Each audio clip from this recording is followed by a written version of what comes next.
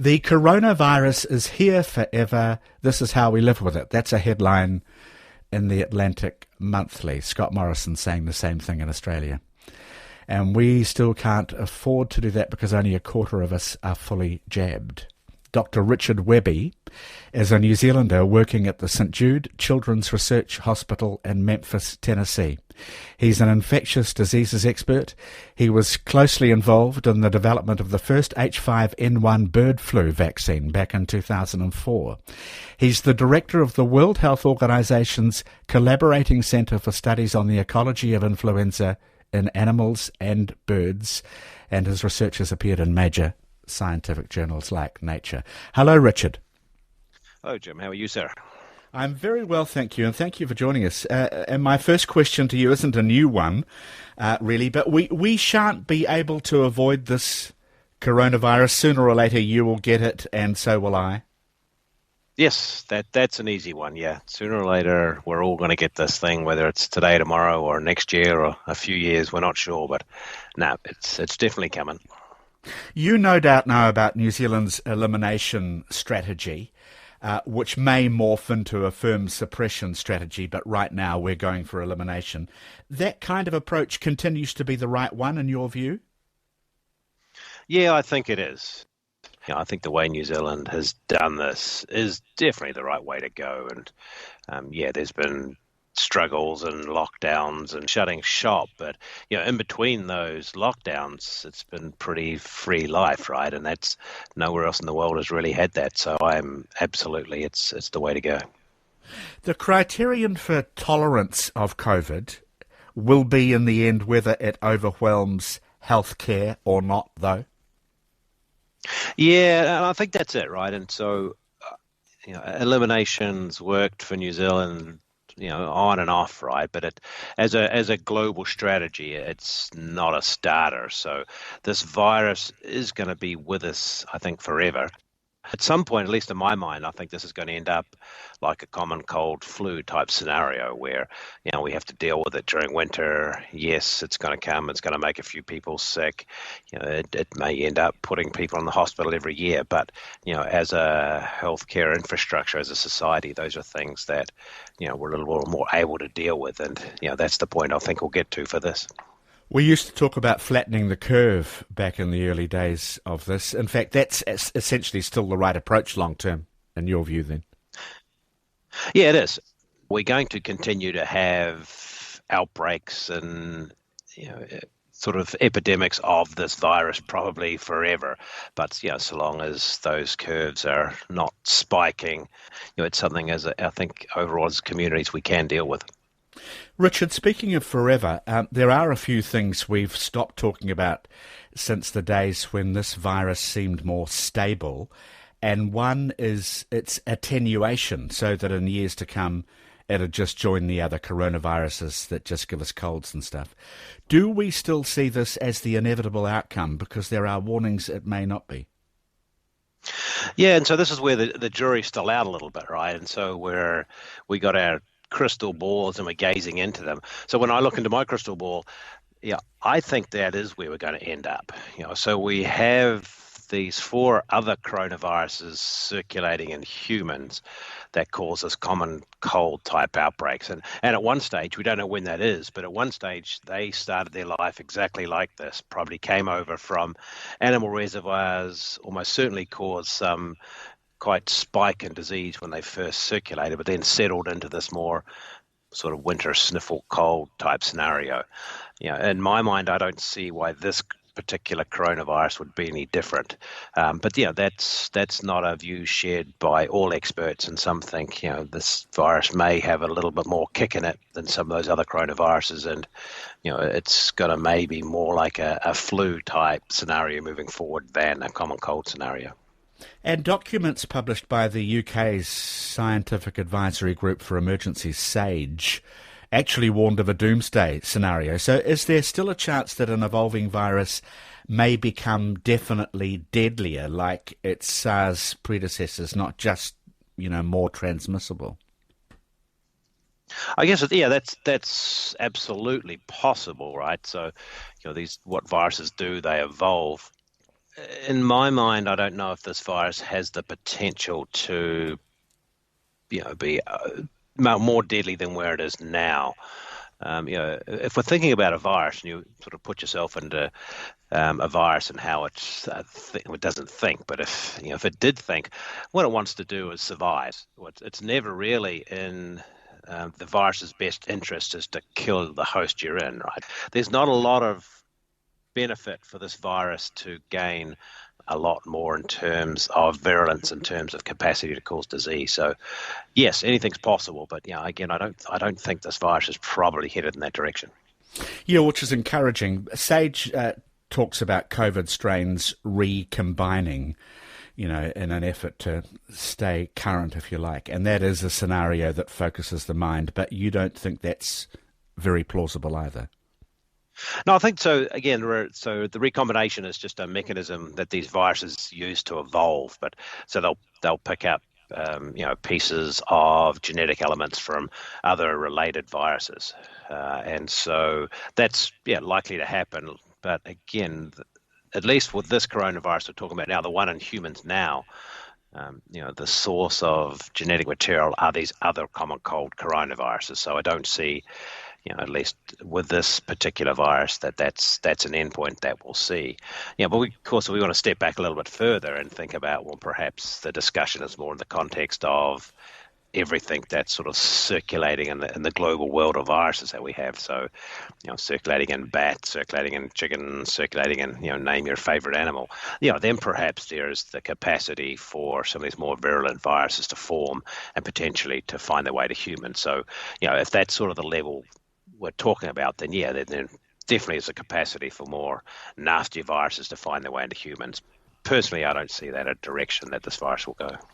If it somehow became as deadly as SARS and MERS, it'd kill so quickly that its ability to transmit would cease anyway, wouldn't it? I mean, yeah, you're dead right. If you're killing the host that you're in, if you're a virus, that's not really the place you want to be. And over sort of the long-term evolution of a virus with its host, it tends to become less nasty rather than more nasty. Dr. Richard Webby is talking to us. Now, the case fatality rate for COVID is still at around 1% or whatever the percent is, but it's between 5 and 10 times higher than for the flu. I thought I heard 20 times here through the week. You know a great deal about the flu. What's your comparison?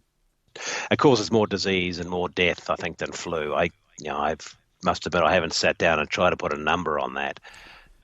This coronavirus is more deadly, it is nastier than flu, but as the population immunity builds, so we've heard a lot about this population immunity, right? The case fatality rate is going to drop way down. And again, I personally thinking that it probably will drop below what flu does. Below what flu does in the end? Yeah, I think so. Because this virus is changing a little bit, right? So we're getting these variants pop up. But from where I'm sitting, I don't see this virus having the same capacity to change that influenza does. So, we're continually chasing influenza's tail, right? So we update our vaccines to get close to the flu virus. It moves along, it changes, we chase, and it seems to have a never-ending sort of number of places that virus can evolve into. If we look, and again, I'm hand-waving a lot here because I'm sort of trying to predict, which is, of course, the hardest thing to do. But if you look at where this coronavirus, yes, we're getting all these variants, but if you look at the mutations, sort of the actual changes that this virus, all these variants are making to their genetic makeup, they're actually using some of the same mutations over and over again, but just in different combinations. So that gives me a little bit of hope that this virus doesn't have the same capacity to change and keep sort of running ahead of a vaccine that flu does. So, I think if we come back and have another chat, and it could be 2 years, it could be 3 years, that we're going to find this virus not having certainly not the same impact it's having now, and I would say less impact than flu. We don't hear about long flu, though, do we? And we hear about long COVID. It's a different kind of infection in terms of its variety of effects, it seems. Yeah, that's a really good point too, and I think the long COVID, right, is something we don't have a good grasp on. I mean, is there such a thing as long COVID in someone who's been vaccinated or has been previously infected? And I think that's, some of the data, some of the information would need to put that type of scenario into context. Is that something that's just a quirk of the fact the first time you get infected with this virus, perhaps you get the long COVID, or is that something that we're going to have to keep dealing with as people get reinfected with this virus or the next variant that comes down the street? So whether these other more unique aspects of this virus will continue to be seen, I couldn't tell you. It's targeting younger people now, and I know that's partly because they're less vaccinated against it. But it reminded us of me of the Spanish flu outbreak a century ago, which ravaged younger demographics. And I don't want to sound fanciful, but Delta seems to be doing its version of that. Yeah, it does, right? And I think, again, the juries are still a little bit out on this too, right? Because there's so many other confounding factors. When you look at the numbers, you're dead right, absolutely. This looks to be impacting younger people more than any other viruses, at least versions of this virus did before it. Whether it's actually true or this is just a result of the fact there's lots of people getting infected with this virus, probably more than any of the other versions that came before it, and a lot of the oldies, who were hardest hit by the earlier versions, have some form of immunity. So whether this is real, that yes, we're seeing this impacting more the young or not, again, some debate about that. I think it probably is a little bit. And so, how does that relate to 1918? And again, you're dead right. What we saw back in 1918 was that a lot of sort of young, healthy people were getting hit hard by that virus. One plausible explanation for that is a lot of what actually causes damage to the body when you get infected with these sort of respiratory virus is not necessarily the virus itself, but the way that your body reacts to it. So your immune system, and if it gets too carried away and starts fighting too vigorously, then that's what causes a lot of the problems. And that's the thought was, or maybe that's why sort of the young healthy people with 1918 were getting hardest hit, because they had the most robust, the most vigorous immune responses, and they were just overdoing it a little bit. And again, so that's potentially the same thing happening with this virus, but it hasn't been described quite like that yet. The Hong Kong flu. I know comparisons are invidious between the two, and I'm not trying to make a whole lot of them, but the Hong Kong flu, for example, once upon a time was very bad. It killed more than 1 million people, I think. You'd know. But it seemed to burn out in 9 months or so, and we thought this thing would be over maybe at around about now this year, but it's not. And that, I think, probably would have puzzled us a year ago. So do we know how long these things run? Yeah, that's the easy answer, no. But yeah, you're dead right. I can remember sitting back before I'm sort of the Northern Hemisphere now, so before in Memphis, Tennessee summer, before New Zealand's winter last year, wondering how long we were going to have to wear masks. And I probably at that time I wouldn't have even said would still be wearing them a year later. Certainly how quickly we can get these vaccines out to people is a biggie. How much the virus actually changes. So, the Delta is the fittest, the strongest of these coronaviruses we've seen to date. Is there another one of these coming, or is this sort of as bad as it gets? We don't know. So all of these things can come into it. But it's really driven by two factors, your host immunity and sort of the virus evolution. And certainly we can't do much about the virus evolution per se. It's that host immunity is the one thing that we can change, and that's what we're really going to be working on. Dr. Richard Webby is with us. A few more things.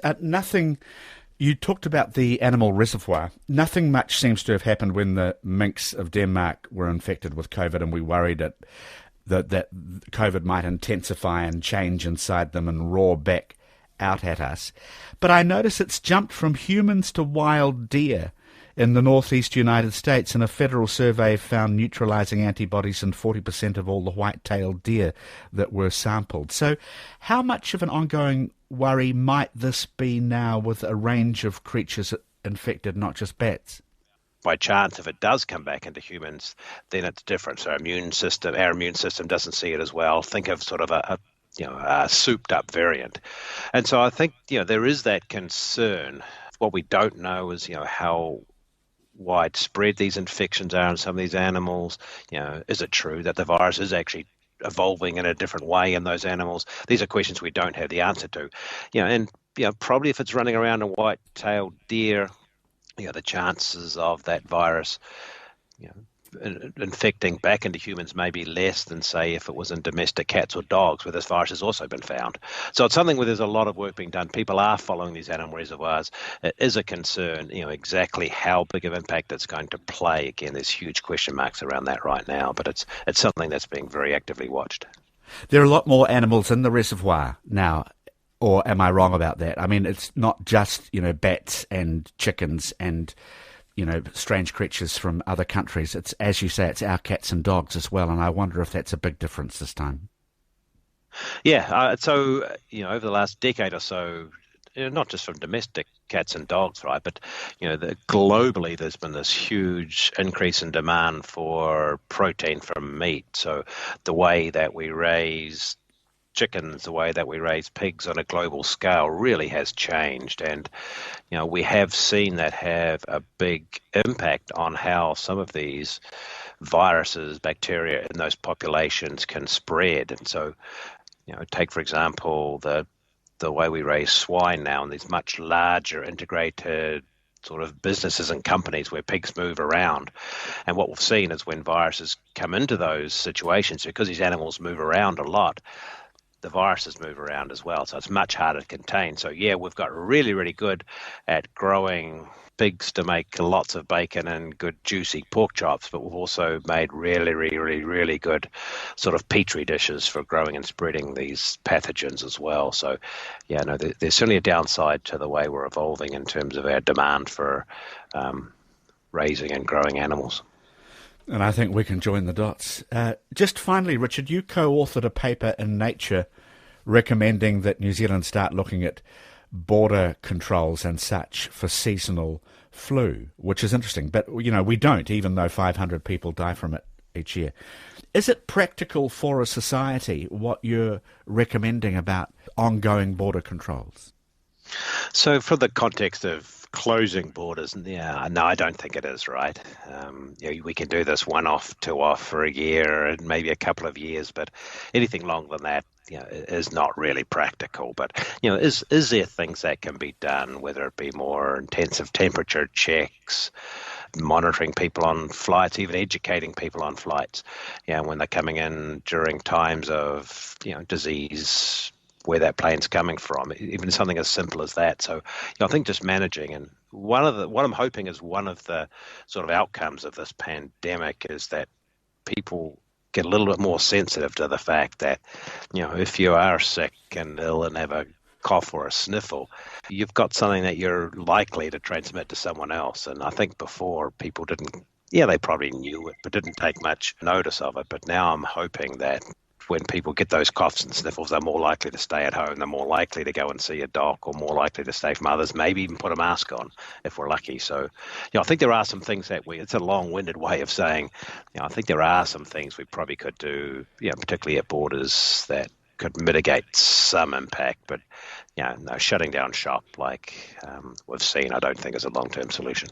See, we think, don't we, in our heads that we're going to get back to normal, to how it was before, but you're kind of describing in this interview a new normal that always has this frisson of anxiety and certain protocols attached to it. I think we're going to head back to basically normal, but we've got some memories. Again, we may not have long memories when it comes to some of these things, but we do have some memory. So I think there will be some longer term consequences of this pandemic and how we perhaps behave, how we think about it when we're sick or others around us are sick. So normal may be a little bit different, but I don't think it's going to be night and day different. We're going to head back to where we were before. We can head to the footy game without having to worry about who you're sitting next to. Very good to talk with you, and thank you so much for giving us your time. Very welcome, sir. Thanks for having me. Dr. Richard Webby. who is from the St. Jude's Children's Research Hospital in Memphis, and he's the director of the World Health Organization's Collaborating Centre for Studies on the Ecology of Influenza in Animals and Birds.